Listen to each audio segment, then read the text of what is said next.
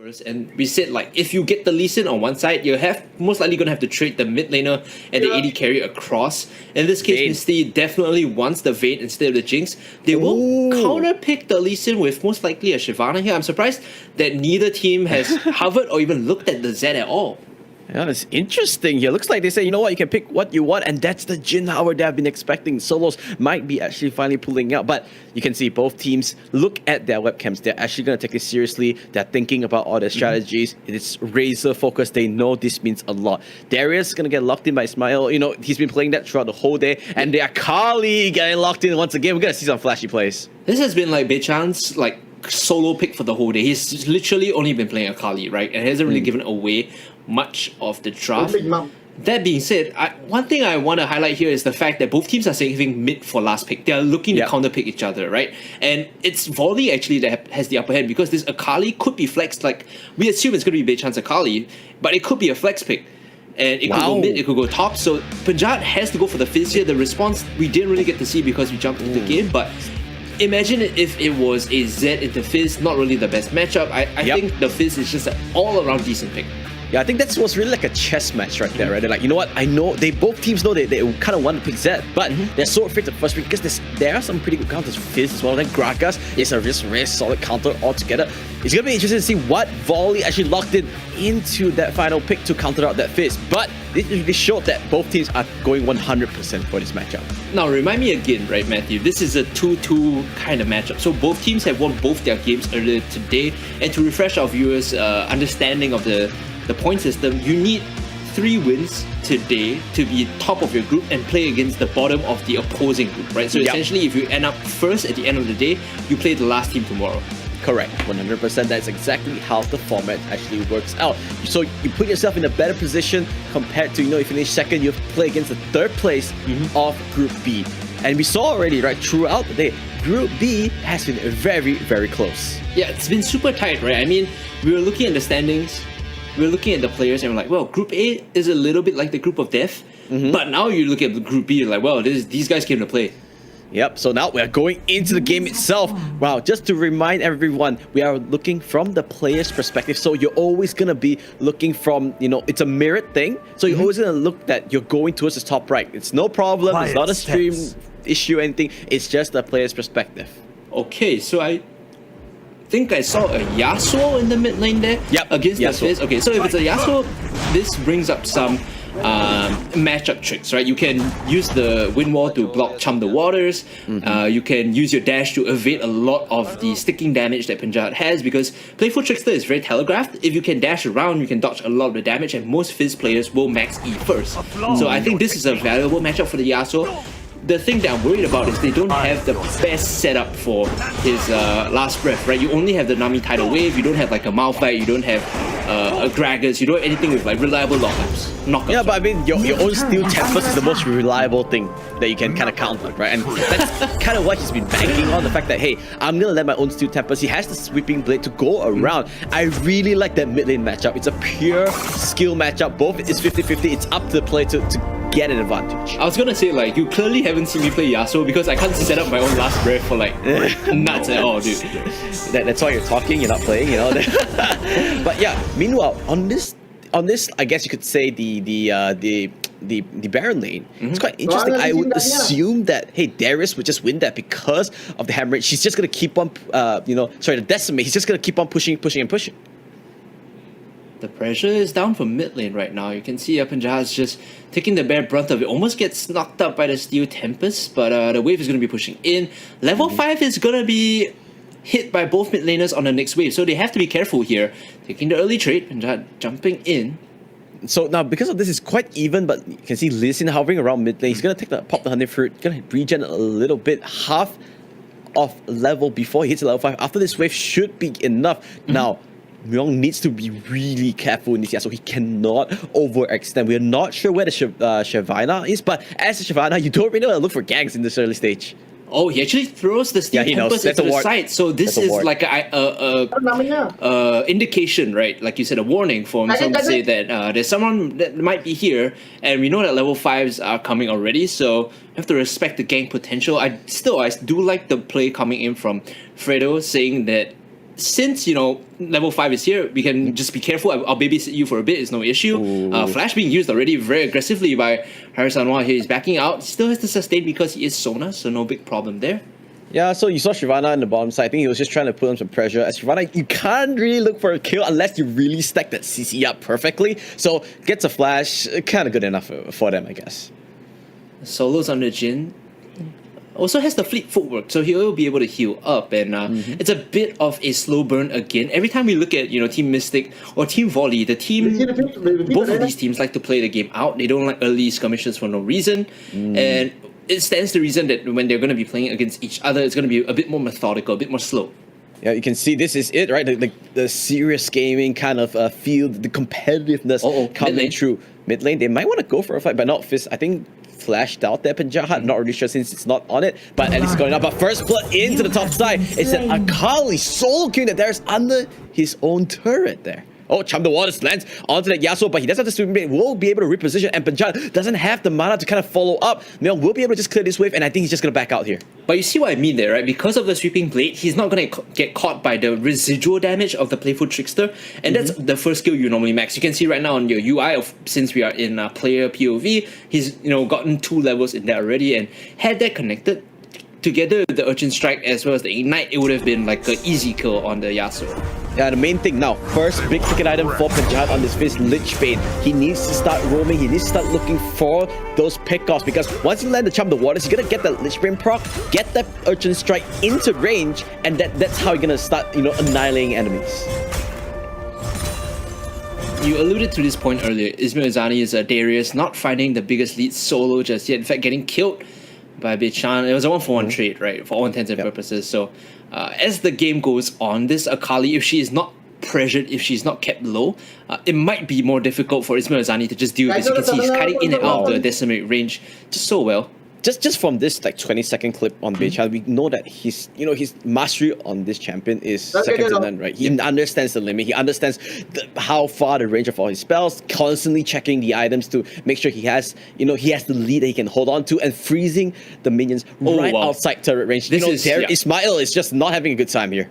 This is really like try hard. Like you're freezing the wave, you're holding there for someone to gank. Like you don't see this normally in your normal pub games, right? You only see this if the team or the person himself is really trying to win. I respect that. I 100% respect that. Well, play, you can see. I think that's enough. The Ignite will take him down. That's 2 kills from Beichan on the Akali. Ismail not having a good time. I think he needs Shredder to kind of get a gank in the top side. If not, it's going to be from bad to worse. And why did that solo kill happen? How did it occur? It was because the wave was frozen, and Ismail had to walk up past the river, right? Akali being so mobile, having so much sticking power, the moment you get your first 5-point strike off, you can immediately chase down the ultimate, and Ismail was not prepared for that. He did not respect the freeze coming in. Oh, there goes a crescendo. Meanwhile, though, mid lane looks like Fredo does go down to that Shyvana. Not really sure what happened. Looks like bot lane didn't die there. That's quite surprised. I thought that crescendo hitting that's gonna be GG, but managed to stay alive. I guess it was the heal coming up to save his life. Yep, it was definitely the heal coming through, and a good call there. Heal in addition to the tidal wave was enough for them to I believe disrupt and get away from the fight. Dragon is taken away by the Shyvana here, so it's going to be a small bonus. This is what you want, right? If you have Shyvana on the team, you definitely need this. Hold on here. Misty coming in for the kill onto Solos. His name might just end up how he dies here. Well, he's the Vayne player backing off, so at least some space created. Yeah, I mean, at least you take the heal off. You know that you took a summoner. That's kind of the best you can kind of bank on, because he's under turret as well. You don't want to throw away the lead. 3-0, Vietnam has an early lead in this game, and they can go for the snowball. I'm surprised that they committed that foul with the Vayne in the final hour to kind of, pressure him out. You would think that... I mean, final hour is on a pretty short cooldown, so I think it's still pretty okay. Yeah, and the interesting thing I want to highlight, I'm sorry to cut you off there, is Solos is actually going for the Guardian Angel again. It seems to be a bit of his team's playstyle. You kind of want the additional security. Damage be damned, you just want to be able to survive and fight with your team, right? So it's like a safety net of sorts. I mean, I understood why he did it on the Kai'Sa, because as Kai'Sa you can dash in, you can reposition, right? You do want that additional survivability, but on Jinx, on Jhin, it's not as useful. Yeah, so just one thing I want to highlight really quickly to our audience, why Dragon is so important on Shyvana is because when he's, a whiff crescendo, unfortunately, as we saw. Yeah, but why Drake is so important is the Infernals actually give Shyvana a bonus in her Dragon form himself. Yep. So the Infernal, if I'm not mistaken, gives true damage whenever she pops the Flame's Breath. Hold on. Perfect execution coming in. Good kick back from Fredo. He keeps his top laner alive. Oh, Here comes Shyvana just diving in the Dragon Descent. And Fredo is going to go down here. A quick double kill. You talked about the bonuses of picking up Dragon, and down here on that Shyvana is starting to pop off. Yep, so you really want to control the Dragon, and now he got the Rift Herald as well. Gonna push it out. Mitty might be a little bit of trouble. Shoot to get that kill. Vayne, he is going for the jugular here. Pops the guy. Here comes Manjaha. Gonna pick up that kill. At least they managed to trade something across the map, but things are not looking good for the top side of the map for Mystic. Yep, for the Dragon lane is getting just... the Rift Herald and the Baron lane is just getting shoved in. They're gonna get another charge on the Rift Herald too. And at this point, if you are the Darius player, you feel very uncomfortable pushing up. Like, Ismail is not safe at all in this lane. Yep, and you can see Dang Yim is super far ahead already. I think he's level 10. He's already one level ahead of the Lee Sin of Fredo, and that's kind of a small little gauge, right? Whether you're ahead in the jungle. The EXP is the main sort of calling point. Of course, you can do the damage and whatnot, but if you're farming consistently, that's going to be it. But meanwhile, the mid lane, you can see, here goes the fight here, but beautiful flash will dodge off what would have been a sure condemn into the stun. Great play coming in, and credit to the Yasuo player. Msong managed to dodge away from the playful trickster still. So again, it's this idea of if you dodge away from the E, you are more likely to survive. Yep. Yeah, Bichan still just holding that lane. He's playing his Akali to perfection, I would say. Oh, coming through. He's just holding. He's waiting for an opportunity before he goes for the push. Wait for the minion. Make sure that, hey, it's kept into your side of the river so nothing bad can ever happen. I think the only real pressure that the Mystic can count on is this Lee Sin. And now, if you look at the minimap right now, there's a ward in the blue side of the jungle of Mystic's jungle, right? And that already spot out Lee Sin. They already know, hey, he's on the top side. Just be careful. Don't overextend. Just play safe.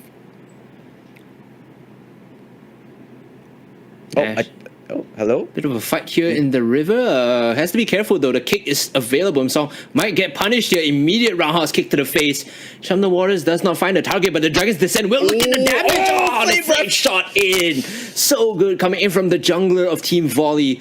The Vietnamese players are stepping up. They're taking this to the next level now and pressuring Team Mystic out. And with this Air Dragon should be available for him to take. And the more dragons he gets, the stronger he's gonna be, and he's scaling up pretty well in the late game, Matthew.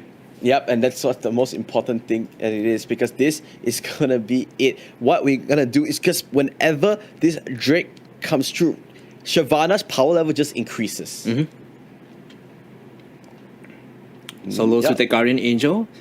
No big damage just yet for Team Mystic. I mean, we've seen the value of the Fizz, we've seen the value of the Jhin, but they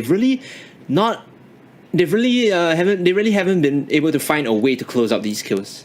Yep, now I'm actually interested to see, right? 3-6. It's not the end of the world, but there's a very clear advantage coming. Champ of Waters does come through. 5 points, right? Tagged onto the Fizz. I think Vajaya will go down here. Dragon's Rage a little bit too late. What can Fredo do? He needs to back off. Sonic Wave will not land. A double kill. This Yasuo is just styling. He is playing this to perfection. Look at that. He's going to follow up as well. Condemn will not knock Ismail against the wall. Oh, a flash will come up from the Darius. He will be able to walk away from this. I think the Sona did go down to the Kali. Now you can say with full confidence that Volley is in cruise control. Yep, and he's still looking for more action magic to get the last breath in the mid lane. Okay, backing off now. Remember, he still has the Guardian's Angel, so they might not be willing to commit into this dive, and they still burn a lot of health off the Jhin. We'll back off and get something else on the map. Zong, this guy is just been, to me, the best player in this game. Just throughout this tournament, right? He's shown diversity through so many different champions, and he's shown that he has a mastery across all of them. Not sure if Fredo really wants to fight the Shyvana. It feels like he is fully okay taking that fight, but you can see on the screen, he's literally laughing and recalling right now. He knows that he needs to buy. Yeah, he's back off. And the thing is that they just need to stay back, right? Stay safe, stay back. Don't do anything that would cause that lead to just expand for Volley. You just need to farm right now before you go for a team fight. Yeah, they need the gold, they need the items. Locket has already been completed for the Yasuo here. Himself actually going a bit more of a team-friendly route. Could have gone for anything else, but instead he will go for the utility. Wow. And meanwhile, South Finite Baron. this is doable actually because of the Vayne.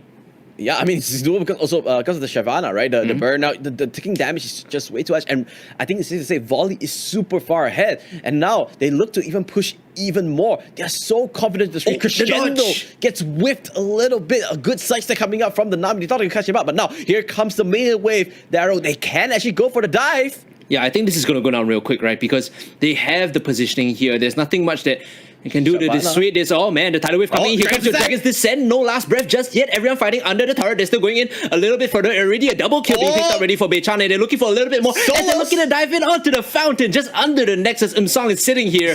He uses the wind wall, buys a bit more time. Will go down. The Guardian Angel has been popped right now. He's still sitting here, holding strong. 1v3 will not survive though, as everyone else on his team is going to back off. Team Volley say, we've all bitten off more than we can chew. Let's just back out.